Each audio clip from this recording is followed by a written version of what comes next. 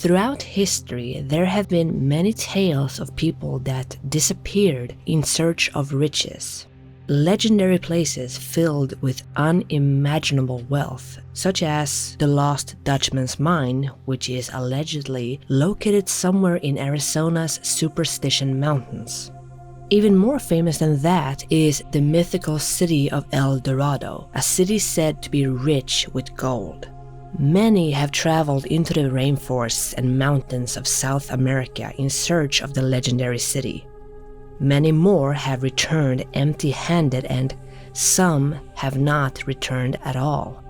One such man was Colonel Percy Fawcett.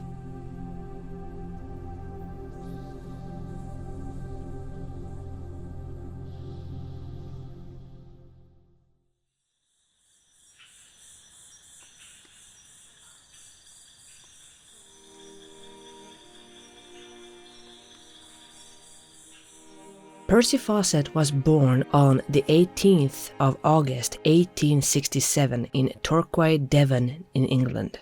He was educated at Newton Abbot College, and then he attended the Royal Military Academy in Woolwich as a cadet. He was commissioned as a lieutenant of the Royal Artillery at the age of 19 on the 24th of July 1886. That same year, he would meet his future wife, Nina Agnes Patterson, and the couple would marry in 1901, and they had a daughter and 2 sons. That same year, 1901, Fawcett would join the Royal Geographical Society in order to study surveying and mapmaking. He would later serve for many years at British Ceylon, which was a British Crown colony of present-day Sri Lanka, where he developed an interest in archaeology. In 1906, the Royal Geographical Society had been commissioned to map a jungle area at the border of Brazil and Bolivia. This led to Fawcett traveling to South America for the first time in order to act as an independent cartographer. Between 1906 and 1924, Fawcett would make 7 expeditions. During these travels, he would develop a theory that the ruins of an ancient city were hidden somewhere in the jungle. This idea had taken root by 1914, and Fawcett became more and more obsessed and convinced that a lost city that he would call Sed was hidden somewhere in the Mato Grosso region of Brazil. He believed that a complex civilization once lived in the Amazon region, and the ruins of this lost civilization may have survived somewhere in the jungle. This idea was fueled in part by the rediscovery of the lost Inca city of Machu Picchu in 1911. Fawcett also heard rumors of a secret city that was buried somewhere in the jungles of Chile. Fawcett would become more and more obsessed with the idea of the lost city of Sed, and he even developed a theory of what the city looked like. He believed that this city was older than the oldest Egyptian discoveries, and it was located in a valley surrounded by mountains. The city itself had buildings with no windows and a temple that was shaped like a pyramid. Fawcett's time in South America would be interrupted by the outbreak of World War I, and he would return to Britain to serve with the army despite being nearly 50 years old at the time. During his service, he was promoted from major to lieutenant colonel on the 1st of March 1918, and he was also awarded the Distinguished Service Order in June 1917. After the war, Fawcett would return to Brazil to study local wildlife and archaeology. The idea for the lost city of Sed never left him, and he would launch 2 searches for this city in the early 1920s, but both of these would end in disappointment due to a number of factors such as poor weather, fever, and exhaustion. In 1920, he would also come across a document in the National Library of Rio de Janeiro called Manuscript 512. This 10-page manuscript relates the discovery of a lost city in the Brazilian province of Bahia in 1753. The document describes a city that's reminiscent of ancient Greece, with monuments and artifacts of Greco-Roman appearance found there by the group who supposedly stumbled upon this city. This manuscript is one of the most famed documents of the National Library's collection, and it's said that this document have inspired many explorers to head into the jungle to find this lost city, with Percy Fawcett possibly being one of them. Fawcett would campaign for 3 years before he could secure funding for a third mission into the jungle. Many people doubted his theory of there being a lost city, but many believed him and volunteered to accompany him on the expedition. But Fawcett only brought 2 men with him, his son, Jack, and his son's best friend, Raleigh Rimmel. The reason for choosing these 2 was their health, ability, and loyalty. And the reason for only choosing 2 companions was to travel lighter and avoid being spotted by the native tribes. The team would begin their final journey to South America in April 1925.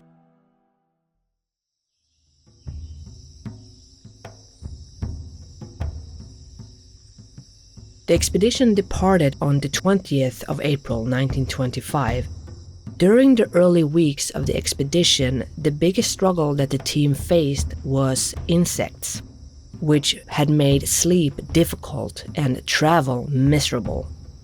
In fact, the insects were so relentless that Rimmel's foot became severely swollen from tick bites, which of course slowed him down considerably. But Fawcett did not relent.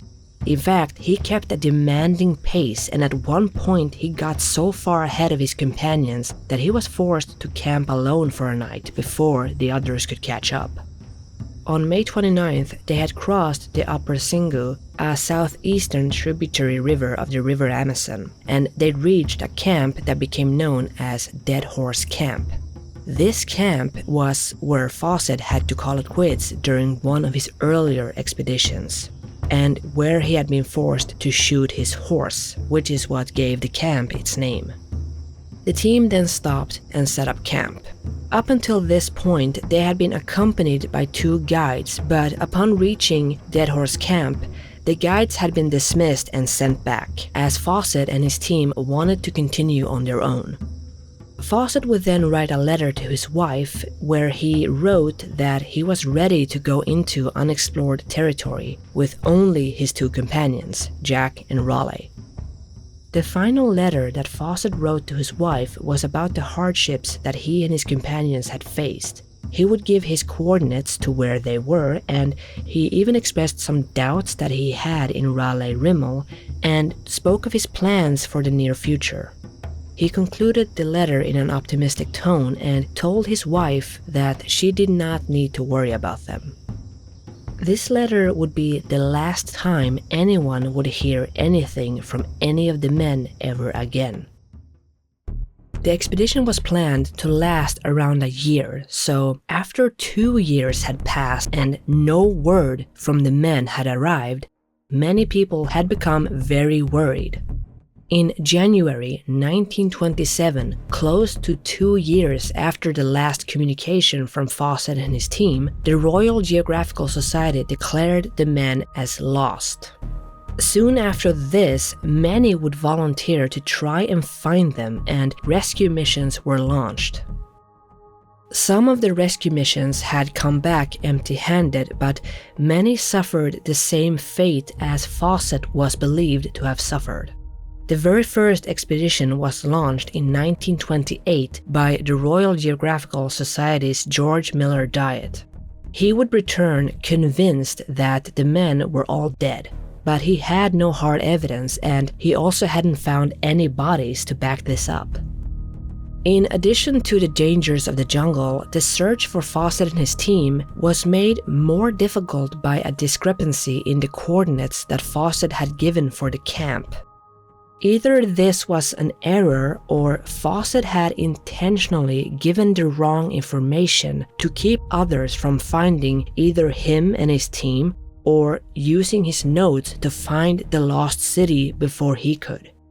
Also, prior to the expedition, Fawcett had been very clear that he did not want any rescue attempts being made should he not return. He had said that it was too big a risk and he did not want anyone risking their lives for him. So that also adds to the idea that he may have given the wrong information in his letter to his wife to dissuade any attempted rescues. But in the end, rescue missions had still been launched despite his wishes against this. And in the end, Fawcett had been right. The dangers of the jungle was simply too great.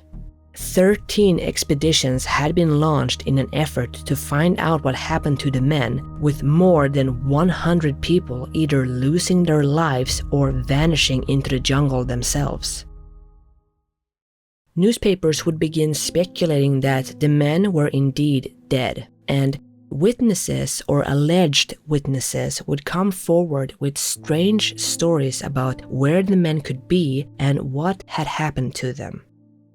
This, of course, spawned a lot of rumors. One rumor said that Fawcett had given up his previous life and was now living in the jungle alongside one of the tribes. Another rumor said that he had become chief of a tribe of cannibals along the Singer River. But some rumors were more grounded in reality, saying that they had possibly died from illness in the jungle, while other rumors simply blamed the natives for their disappearance. In fact, the most common belief is that Fawcett had somehow insulted the native tribes in the area and he had been killed by them in retaliation. Fawcett and his team being killed by the native tribes is the most common belief. Though there have been many conflicting reports on which tribe was actually responsible for ending the men's lives. And some of these conflicting reports even involve the same tribe. For example, a Danish explorer named Arne Falk Rønne wrote in his 1991 book, Dr. Klapperslange, that Fawcett and his companions had accidentally lost most of the gifts that they had brought along to give to the tribes. This was nothing out of the ordinary. Fawcett had brought gifts for the tribes on his previous expeditions, and not bringing a gift to the tribes was a breach of protocol. According to Falk Rønne, the expedition members were also very ill at the time. This, in combination with the lack of gifts, made the Kalapalo tribe that they encountered decide to end their lives. The bodies of Jack Fawcett and Raleigh Rimmel were thrown into the river, but Percy Fawcett was considered an old man and thus distinguished, so he received a proper burial. Falk Rønne had supposedly visited the Kalapalo tribe and reported that this story had been confirmed by one of the tribesmen. But in 2005, David Gran, a writer at The New Yorker, had also visited the Kalapalo tribe, and he reported that the tribe had kept the story and memory of Percy Fawcett alive through oral history. And he would report a very different story from Falk Rønne. Ron reported that he had been told that Fawcett and his party had stayed at the Kalapalo's village before heading eastward. The tribe had supposedly warned Fawcett and his team that they were headed into dangerous territory, as the tribe that was living nearby was very hostile and may attack them. But Fawcett was determined and he decided to go despite these warnings.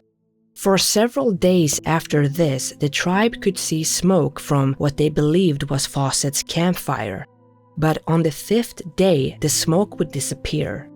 The tribe would then become very worried, and they headed in that direction to try to find the camp, but they were unable to. After failing to find the group, the Kalapalo tribe became very sure that the group had been killed by the tribe that was inhabiting that territory, the very same tribe that they had tried to warn Fawcett about. There are, of course, other theories and other rumors, such as the fact that the men had possibly died from illness. The Kalapalo tribe was the last tribe to have seen the men, and they would report that they had appeared ill when they last saw them. One report even claimed that Raleigh Rimmel had died of fever while they were staying in the camp of one tribe. If you believe these reports, then the men all died due to illness or injury within the Brazilian jungle. One person who did believe in this theory was explorer Henry Coston, who had accompanied Fawcett on 5 of his previous expeditions.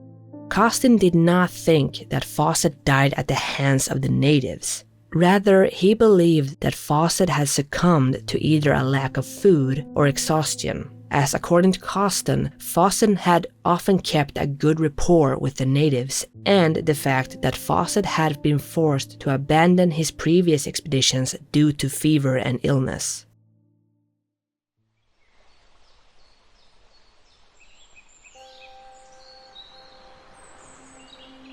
Today, researchers believe that Fawcett's idea of the lost city of Sed may have been influenced by legends about the archaeological site of Cuicugu, a site that contains the ruins of an estimated 20 towns and villages and is believed to have been the home to as many as 50,000 people. Not to mention that as recently as 2022, it was reported that a city with pyramids had been found in an impossible to access part of the Amazon jungle. Using a technology called LIDAR, researchers were able to see through the Amazon's vegetation, which led them to uncover a lost city within Bolivia. A lost city that had pyramid-shaped buildings, much like how Fawcett envisioned the lost city of Sed. So while we may never know the fate of Percy Fawcett and his team, it appears that his theory about a lost city was not entirely wrong. The Amazon jungle was indeed hiding a lost city. Today, though, everyone seems to agree that Fawcett and his team met their end in the jungle. The questions that remain are how, why, or even who. The conflicting reports regarding their interactions with the native tribes only adds to the mystery, not to mention all the conflicting reports on whether or not the men were ill. In the end, we may never know what exactly happened to Perry Fawcett and his team, but his legacy lives on in the idea that he may have been right about there being a lost city.